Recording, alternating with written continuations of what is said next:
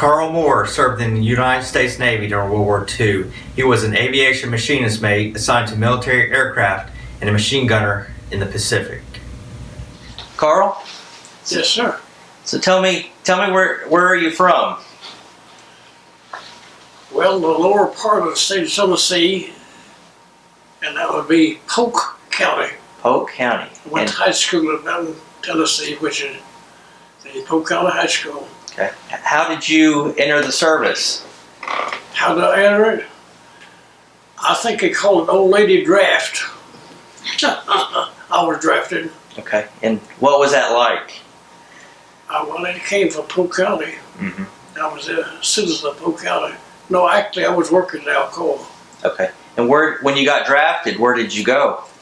Where did I go? Mm-hmm. For training? To the South Pacific. Okay. Well, before the South Pacific, where did you go for boot camp? Boot camp or your training? Boot camp, San Diego. San Diego. Long way. Part of it is down to Chickamauga. Okay. And in San Diego, what was your training like? Well, it's regular Navy boot camp. Mm-hmm. Okay. Like his little chicken.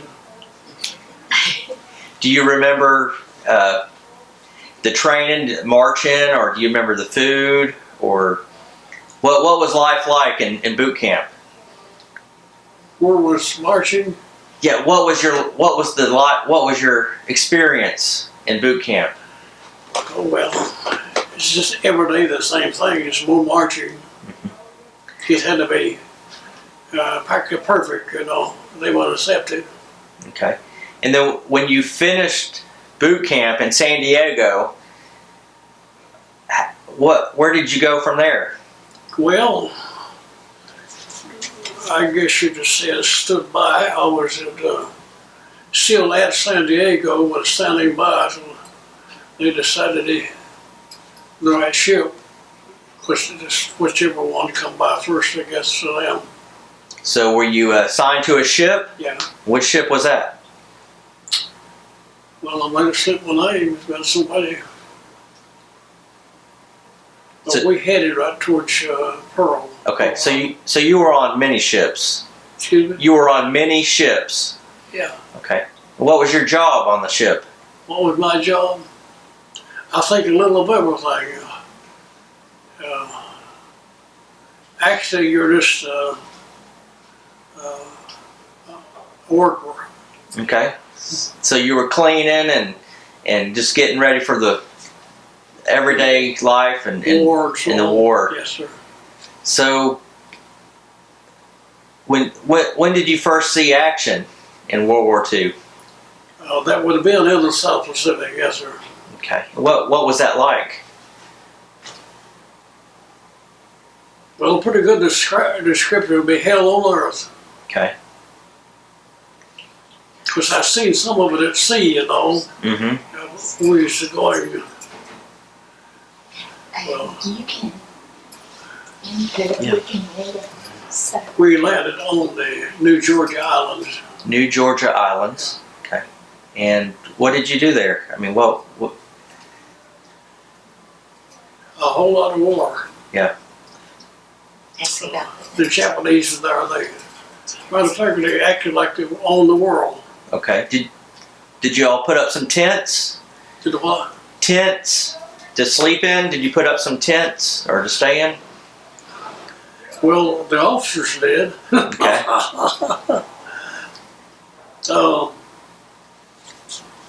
I just got the kind of fellow that picked up notes and carried them all over the ship. They seemed to think I knew all about the Navy. But if there's everyone wanted ignorant about one, it was me. All I knew was a newground somewhere in the hoe or picking cotton, you know, as a farmer. And I worked for County+WWII+Oral Lumber Company too as well. Okay. Ask him about how the County+WWII+Oral Lumber Company. Didn't know how to put up tents. Yeah. And he had to, So the fellows up in the north, did they not know how to put up? County+WWII+Oral was 1 mile over in Georgia. Okay. Eddie, they're talking about the war now. 1 mile in Tennessee, really from Georgia. Interrupting. Get back on. So when you were over in the South Pacific, what was the food like? Did you eat good? You know what? Did you eat good? In the South Pacific. Asking about commandeering some food. Did I feed there? Did you eat? Eat? Yeah. Oh, it was a different kind of a diet. You Okay. never knew exactly what you get. Did you enjoy it? Oh yeah. Okay. You could see I was a country boy. I didn't take much to please me. Just so it was enough of it. Okay.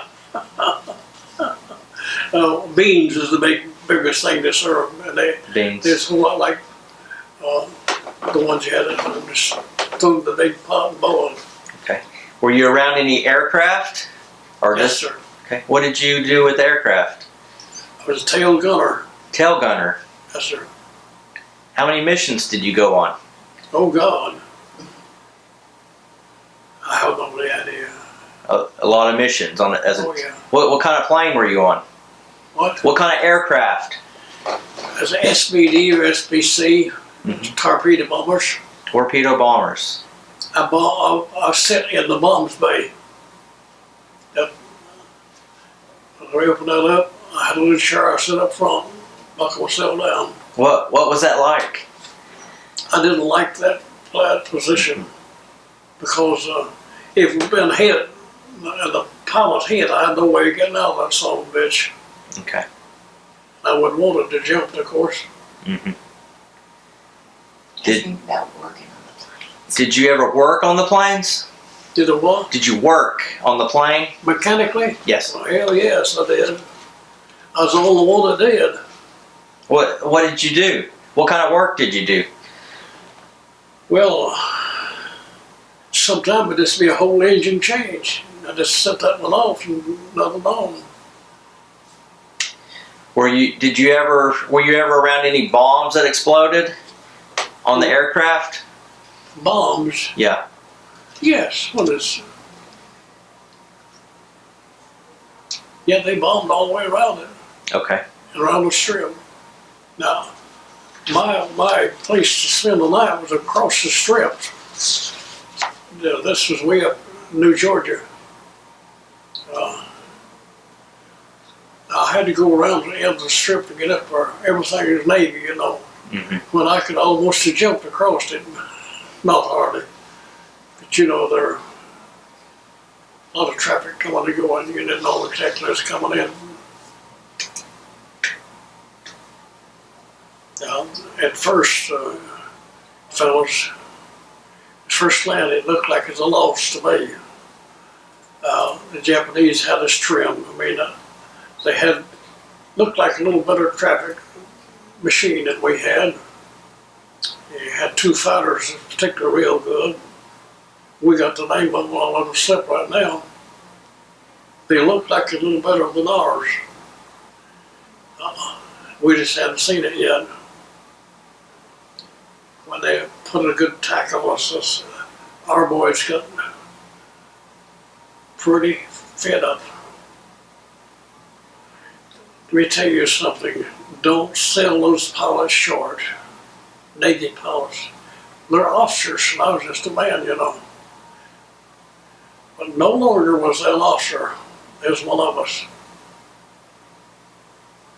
We was glad to have them. They saved many lives. Did they save many lives? Save any lives? Mhm. Yeah. Yeah. Because the Japanese dive in there, they'd be right behind them.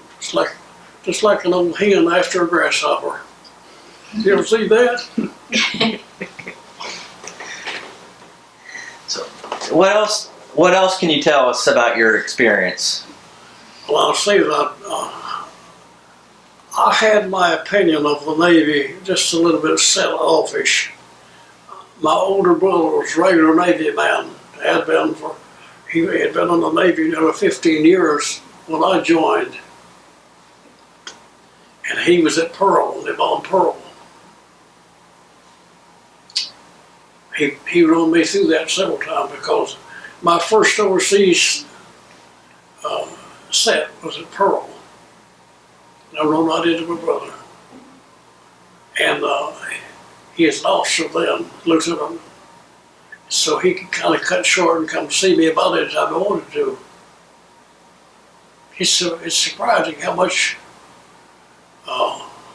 they can do. They're running it, of course, and set their own rules. Merle was a big have a good time fella.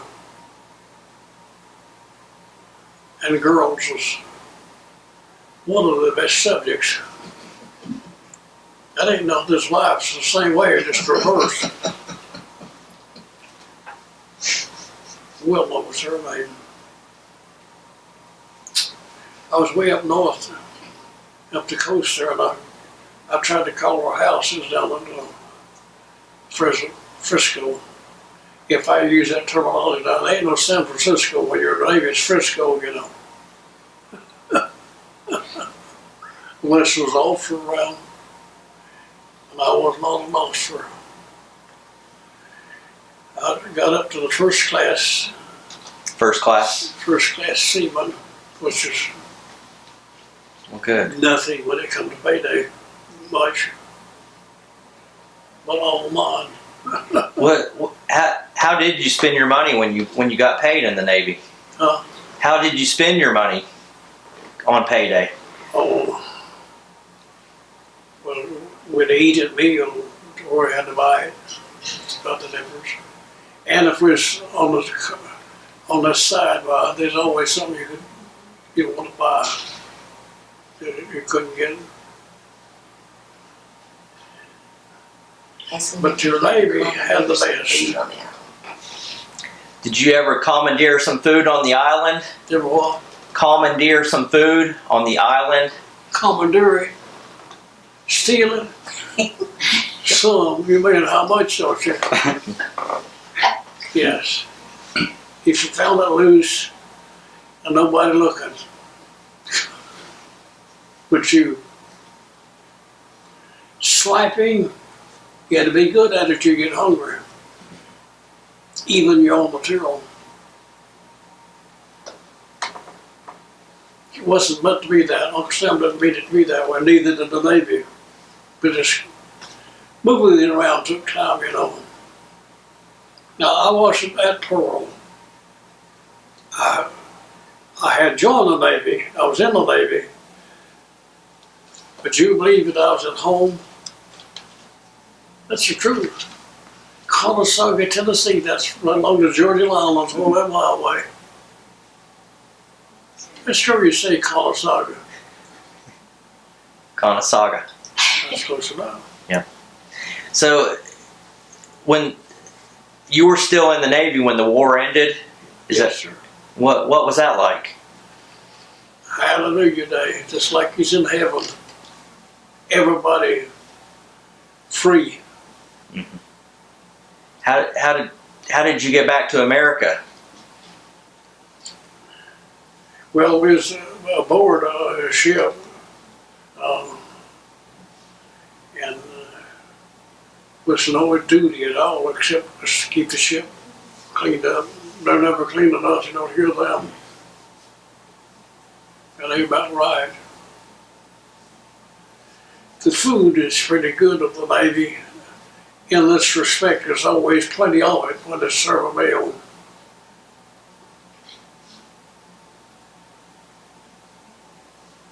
I was at home when the Japs attacked Pearl Harbor. I lived at Conestoga, Tennessee, where I was raised, born there and raised in that little town, and other little places around the farms. Conestoga River Lumber Company. At one time was the largest lumber company east of the Mississippi River. Asking about his train trip back to Conestoga when he got out of the war. So tell me about when you were on the train. Coming home after the war. After the war, you were on a train. Tell me about that. But it was just a hallelujah time for everybody. What does that mean? What? Some drinking, hollering, you know. I couldn't wait till we got in Tennessee. I I was in a northern town in California. I can't remember those names now. Eureka? Huh? Eureka? Excuse me? Eureka? Eureka, California? Eureka, California? Huh? Eureka? Eureka, yeah, that was the name of the place. That's in Northern. You're up around the big red trees. You've heard of the largest trees in the world? Oh God, don't you doubt it, they are. I told my oldest daughter about that. And she, you remember what I told her? Mm-mm. I said, you go look at that, be careful. Well, why, Daddy? I said, well, you'll find yourself sitting flat on the ground. Oh, she said, we won't do that.